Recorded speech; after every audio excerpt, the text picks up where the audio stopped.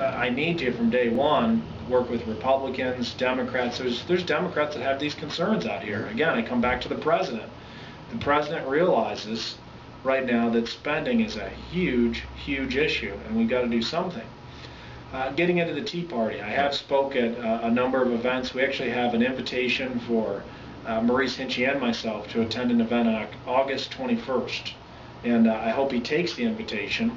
And what I'd say to him is, he might say, oh no, this is a bunch of conservatives and they're going to be attacking me. I'll go before any audience. Citizen Action, for example, is a really active local group. I'm happy to go before them. I had a healthcare town hall meeting. Right. They were there, we disagreed. I expressed my concerns about the healthcare bill. They actually came out to protest, but we had a positive dialogue, and I think that's what it's all about. In terms of Tea Party, what am I seeing out there? I'm seeing people who are upset. Are there some conservatives? Sure. Are there a lot of conservatives and Republicans? Sure. I'm finding some Democrats and independents. Right. I had a lady at a Tea Party speech I gave stand up and say, I'm an independent, I've never been involved with politics, but I've had enough. And we see a lot of that. So what I'd say about Tea Party is, I think they are not and should not be a wing of the Republican Party. I think they should be out there as watchdogs saying, hey, whether you're conservative or liberal, are you worried about this waste in government?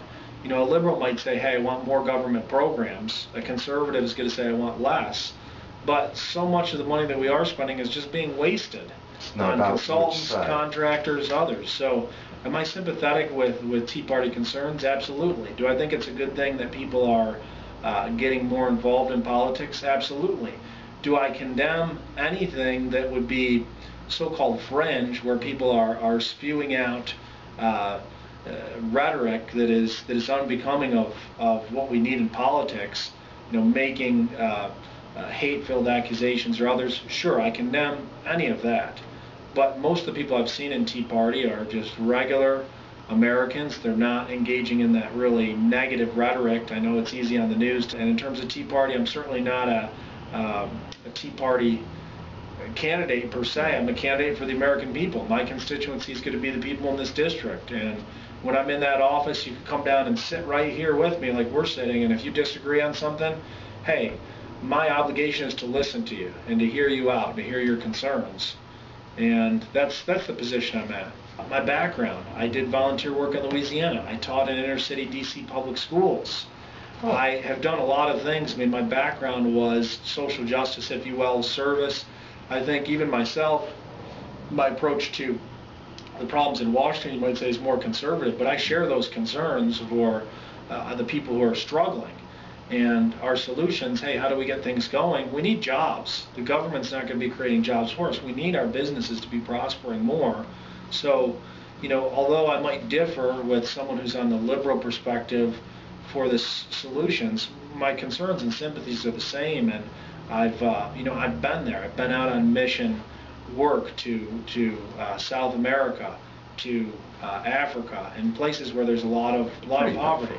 If you said, George, you can do anything, you know, you're not constrained to this political campaign you've committed to family obligations and your current teaching contract here. Right. I want to be back in the inner city there teaching, and I've got the compassion to want to be there.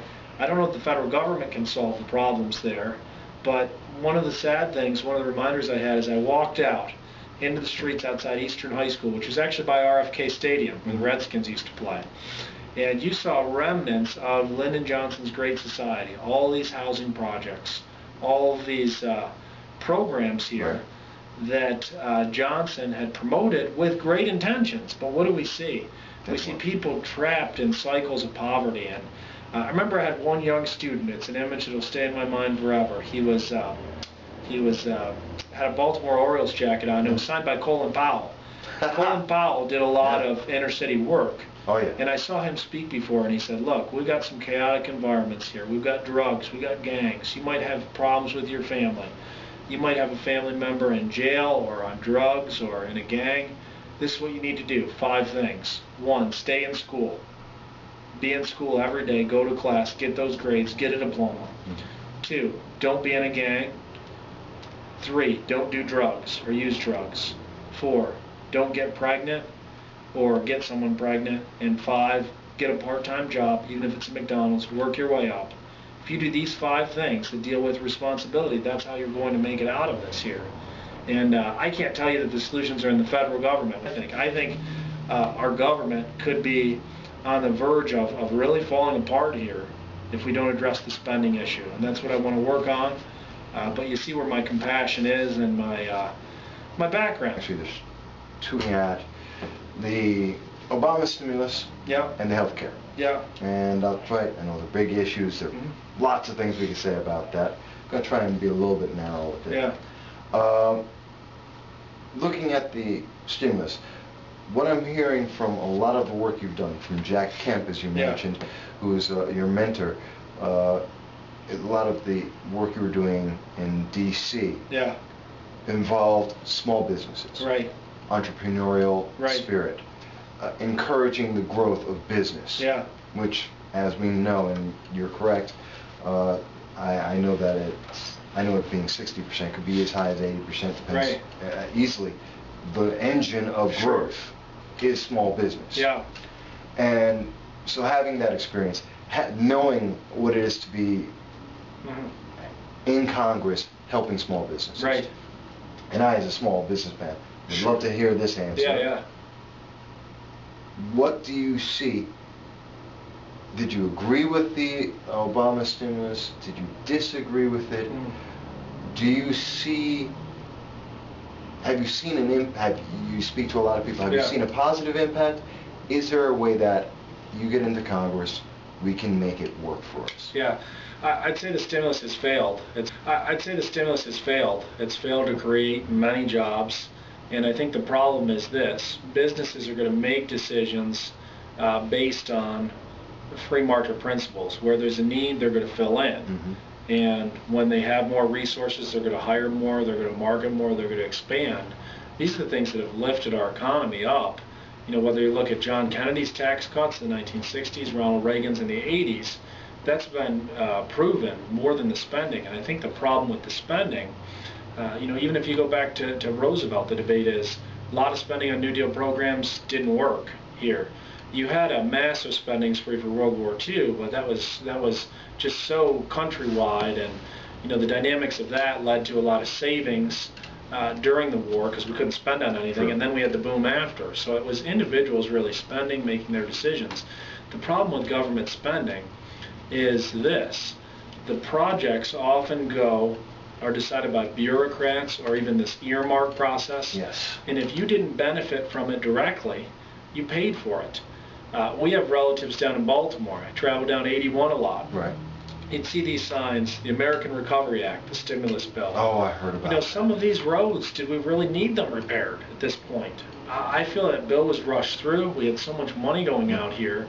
If we allow Americans to have that money in their pocketbooks, if we did something with maybe a payroll tax holiday for small businesses, you know, you look at the amount of jobs they were trying to save or create and the amount of money they spent. It was an astronomical amount per job. We're talking about $150,000, $200,000 per job. Let's go back to the Cold War and just the international scene. I did a lot of travel in Asia when I was a congressional aide. Let's look at South Korea, Taiwan, and Hong Kong during the Cold War. Very little natural resources there. Free market principles, boom, the explosion in their economies. China's trying to develop the same thing now. India, Vietnam even. And so that free market, you know, go over to the European side. West Germany was thriving. East Germany was falling apart. So you see that free market is the way to go.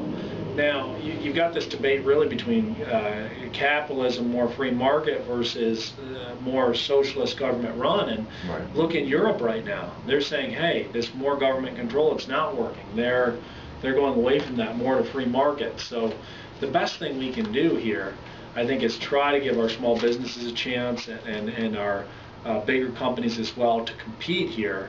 And I think most Americans are going to say, hey, would I rather have that money in my pocket, or would I rather have the government making some decisions about it and putting some money into this bridge, this road, this project here? That would be the case.